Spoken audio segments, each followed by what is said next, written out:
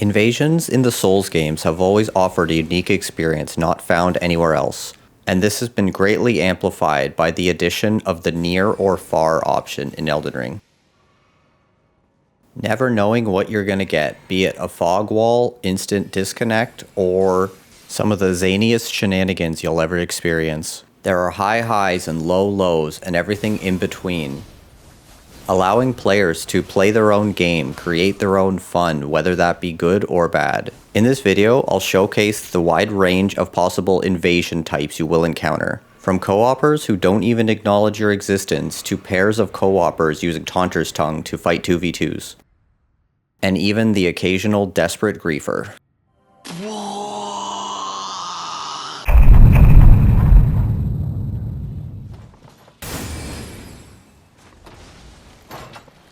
First, I'll start with what I would consider my ideal invasion. Just a pair of genuine co-opers trying to get through the level. These small, burnt-down towns are some of the most underrated places to invade, in my opinion. It's really fun to treat it sort of like a tower defense game, and you're just preventing the host from getting to the reward. They offer a lot of verticality and many types of different platforming layouts, which allow for a lot of parkour jukes and things not available in the open field. There's also an obvious reward to be guarded, so you and your opponent both know where the goal is. My goal here is basically to just keep them off of the buildings with the jar cannon as long as I can. This variation of the jar cannon can home in when locked on, so it's a good idea to mix up between lock on and unlocked shots. I didn't expect to get him with that one. I noticed very quickly that the Phantom is using the icon shield, so if I want to destroy him, I have to take him out quickly and put a lot of pressure. I noticed a hunter join, so I have to back up a little bit and make sure he doesn't ambush me.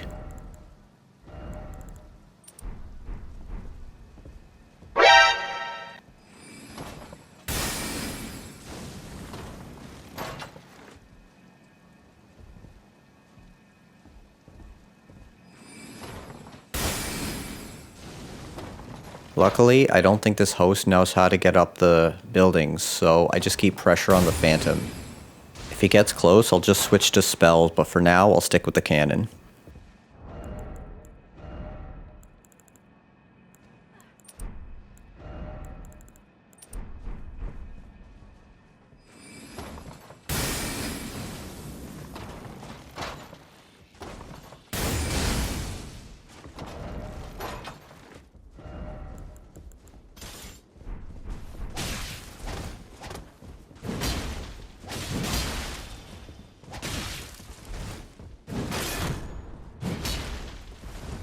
Swing and a miss. He tends to keep his shield up, so if I just keep putting pressure, and yep, got him. That was easy.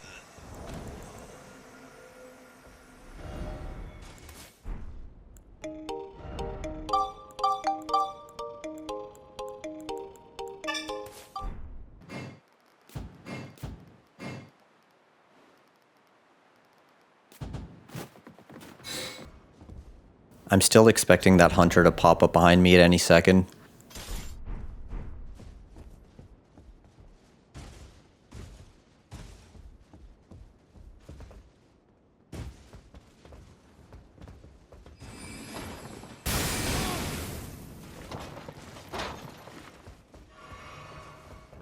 In situations like this, I prefer to not go too hard on hosts. Clearly when they're new, I don't mind going hard against a Phantom, but I like to provide a fun, unique experience to these hosts.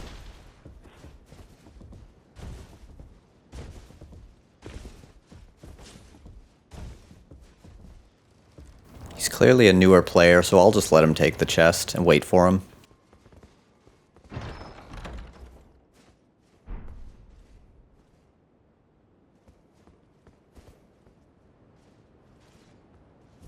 Show me what you got!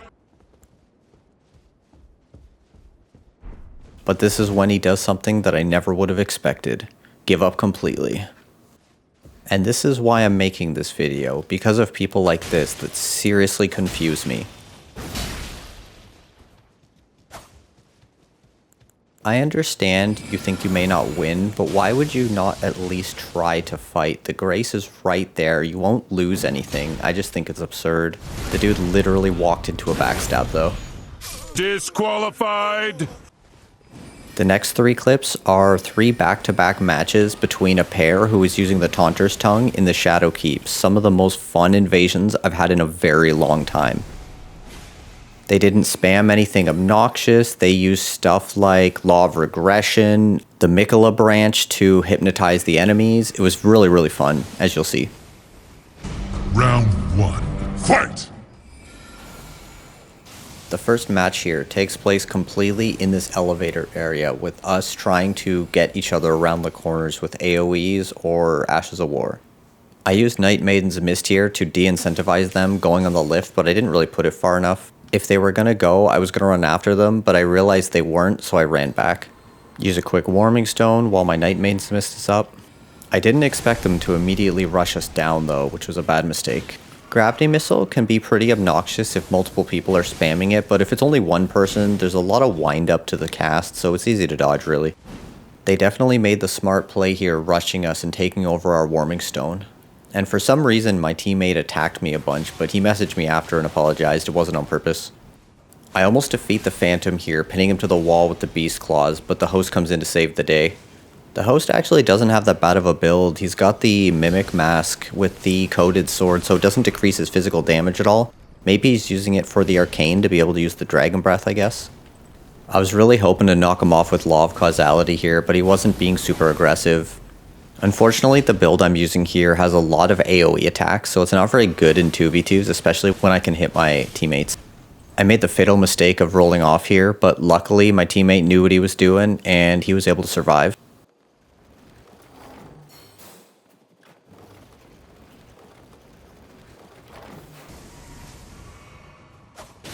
I've got to stop using the horizontal swinging R1s as much when I'm with teammates though, because it's a hazard. Finish him! Round 2. Fight!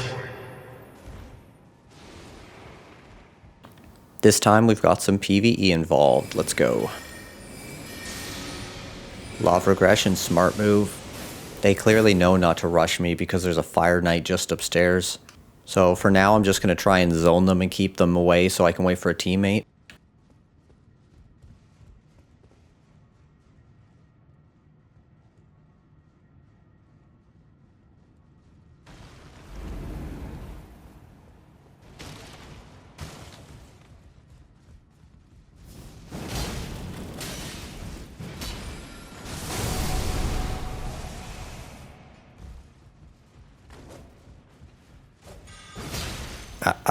Not today, Buster. I see what you're trying to do.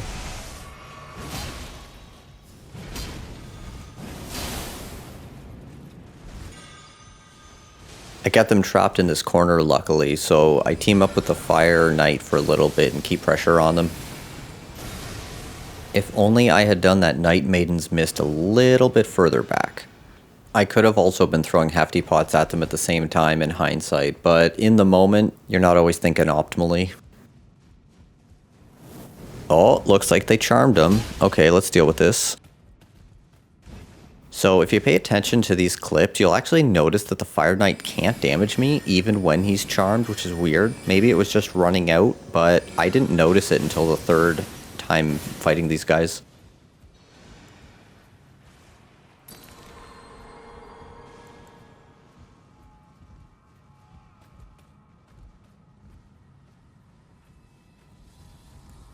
Okay, let's go. Got a teammate. Yep, let's go.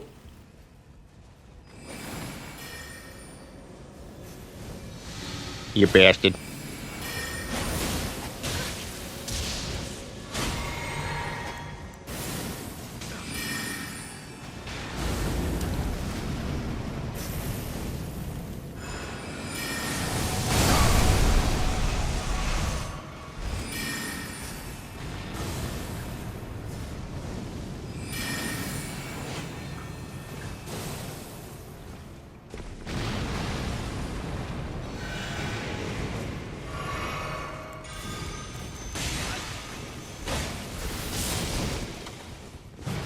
Yeah, I gotta stop using that R1. It just hurt my teammate. We could have got him there. I like my teammate's strategy, though. Blink Bolt into poking R2. Blink Bolt is underrated, in my opinion. Nice work, nice work. Now on to round 3. Round 3. Fight!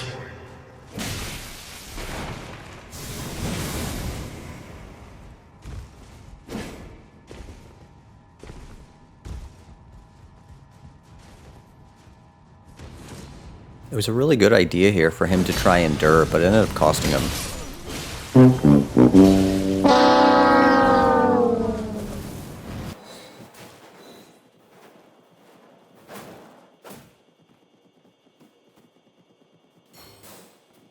I choose to run after the host, but the moment I notice he resummons his friend, I just run back into the level. It's a lot more fun. I'd rather not get blundered.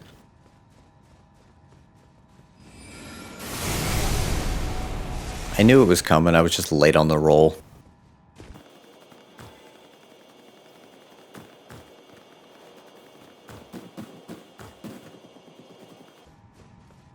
It's kind of funny, I notice here that the Fire Knight sort of indicates where they are, so I know that they're coming up the stairs.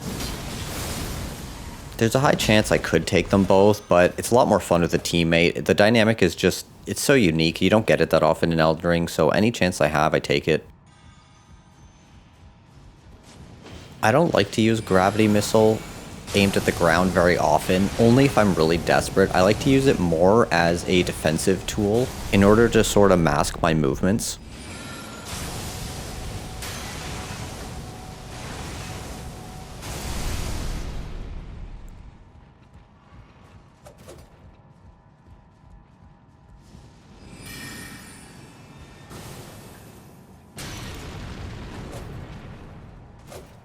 Now this is when I notice he can't damage me. People seriously underestimate the bubble, especially when they're distracted by something else. It really does sneak up on you. Hell yeah, let's go.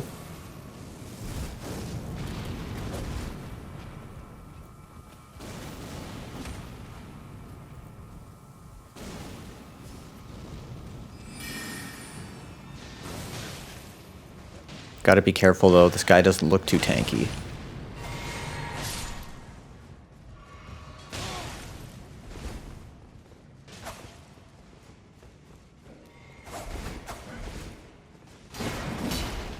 This Dragon Breath by the host was actually genius. He shoots half of it down one side and half of it down the other and ends up hitting my teammate.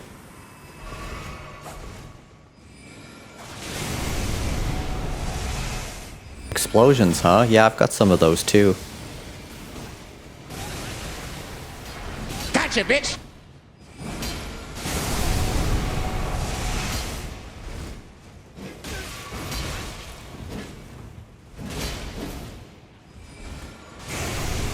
I stay back and put some spell pressure on just to help my teammate out so I'm not damaging him. Magic Glint Blade is one of my favorite sorceries in the entire game. Super underrated, combos into a ton of things. The charged one also takes an incredibly long time to shoot, so if you put on some pressure during it, you can land some pretty crazy combos. Like this here. Finish him! Teammate swoops in to clean up the kill, and we've just got to chase down the host.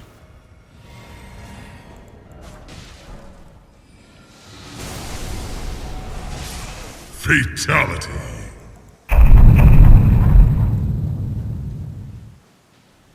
Now this invasion really bothers me for 3 reasons in particular. 1, why are you even able to bleed out the dragon? I don't think that should be possible at all. I think you should actually have to engage with the fight because it's actually a cool gimmick. And 2, when I bait them out to fight me near one of the dragons, it just stays asleep even though it gets hit. It just doesn't fight. I don't get it. And 3 is just the constant spam. The host is just using the Rolana blades non-stop. Like, I get it, they're fun, but you've got to mix it up at least a little bit. See, the reason this bothers me so much is because people are able to do stuff like this, they never actually learn how to play the game. It's almost like they don't even want to play the game. It's sort of weird.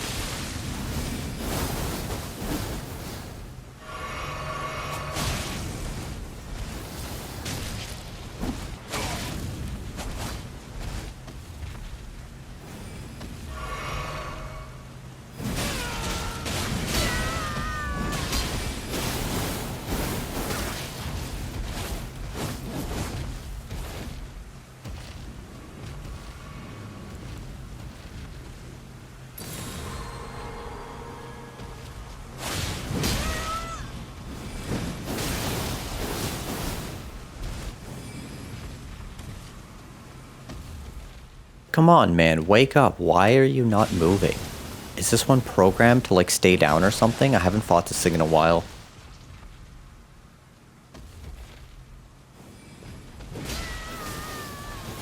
And of course they won't actually follow me over here, because all they want to do is just cheese the dragon. Why would you actually engage with the combat or anything? I see this as a worse version of the Burnt City host, where he just walked away. Like, at least for him, I beat his phantom, so it makes sense. Oh, I can't beat this guy, why try, whatever.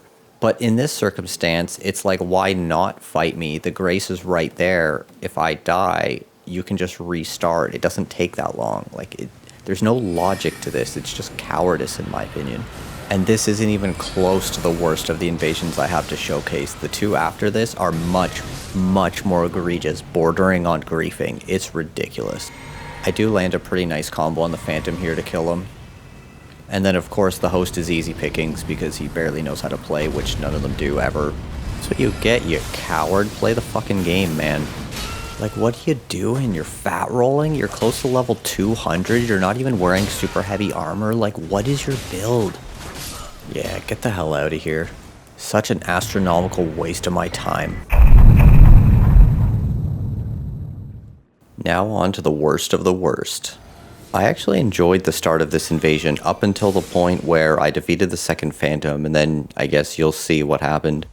It's so rare that I get a good invasion here anyway. I'd say 70% of them are just fog walls. I did find this one quite fun, especially the beginning. My character is sort of built for confrontations like this, so I was at an advantage for sure.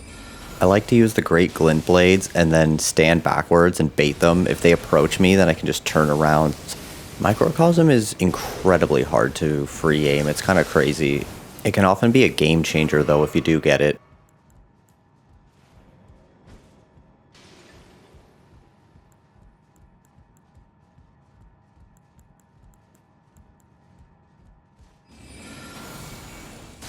As I said before, I prefer to use Gravitational Missile just to mask my actions.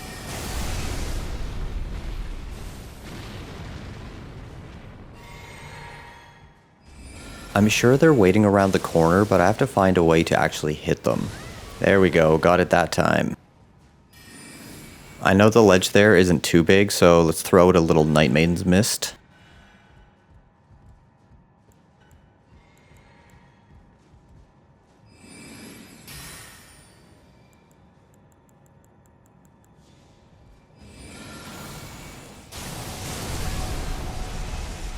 Oh wow, I actually knocked one off. Damn, that R1 was so close.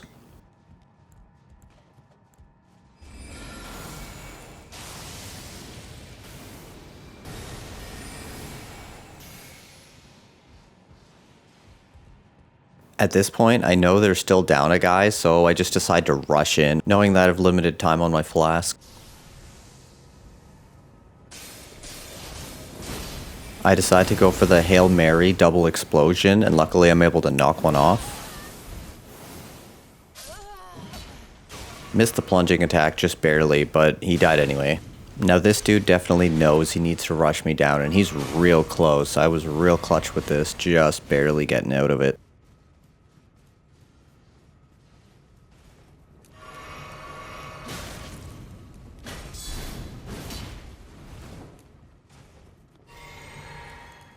This is my favorite variant of the Great Blade Phalanx combo. You turn to the side, hit them with one, and then you can turn towards them, hit them with the others, and then hit them with an attack after.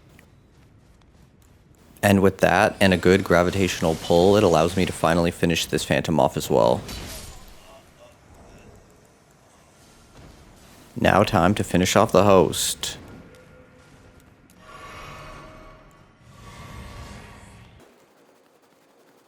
Oh, they haven't even found the illusory wall yet. Surprising. Damn.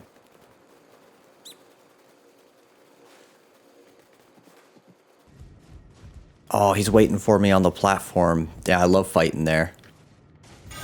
This right here is my favorite thing, ever. In the history of forever. I think about this every day.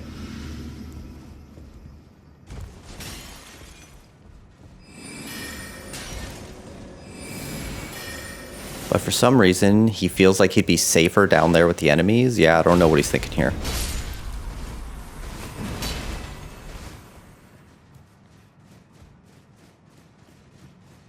Catch me if you can!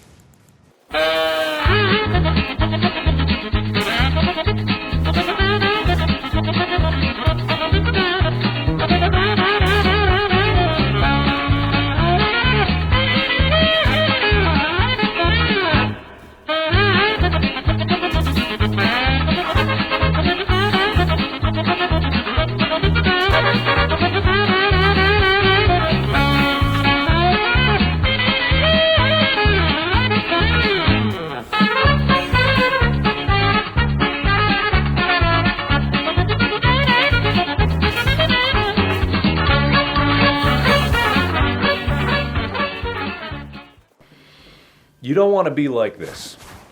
This is disgusting. This is awful in every way. But why? Why would you do that? Why would you do any of that?